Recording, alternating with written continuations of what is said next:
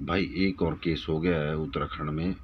एक महिला को भालू ने उसके चेहरे को पूरा नोच खा गया। और एक कमेंट में पढ़ रहा हूँ, कुछ लोग कह रहे हैं कि सरकार क्या करेगी।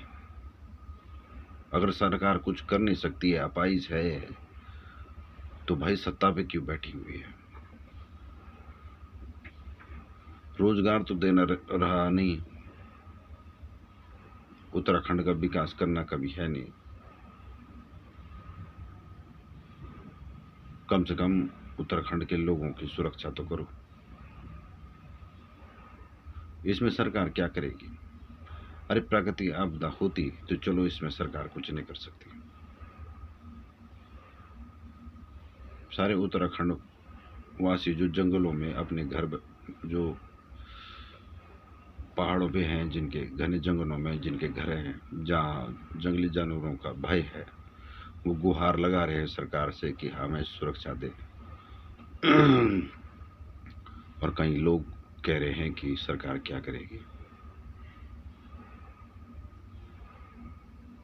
भाई जो आदमखोर हो गए हैं, उनको इंसान का खून का चस्का लग गया है,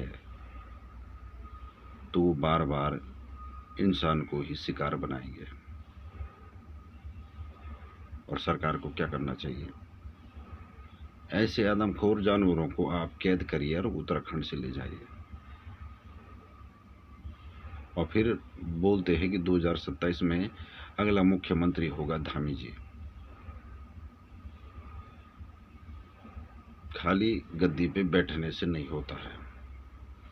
उत्तराखंड की जनता को पता नहीं कब समझ में आएगा कि आप एक इंसान को बार बार आप वोट दे रहे हो, जबकि वो आपके लिए कुछ नहीं कर रहा है। ये 2025 में उत्तराखंड में क्या क्या आपदा आए, क्या क्या संकट आए, यहाँ के लोगों ने देखा है। लेकिन कुछ लोग कट्टरवादी हो रखे हैं, कट्टर पार्टीवादी हो रखे हैं कि भाई आए चाहे जान ही चली जाए, लेकिन बीजेपी को वोट देना है। सारे राज्यों में आप देखिए, यूपी, गुड़गांव, कहीं भी राज्यों में देखिए, उसके मुकाबले आप कंपेयर करिए कि उत्तराखंड किस स्थिति में है अन्य राज्यों के मुकाबले में। अन्य राज्यों में बहुत ही डेवलपमेंट है, लेकिन उत्तराखंड अभी लगभग अन्य राज्यों से 50 साल पीछे है, क्योंकि यहाँ की सरकार कुछ करना ही नहीं चाहती है।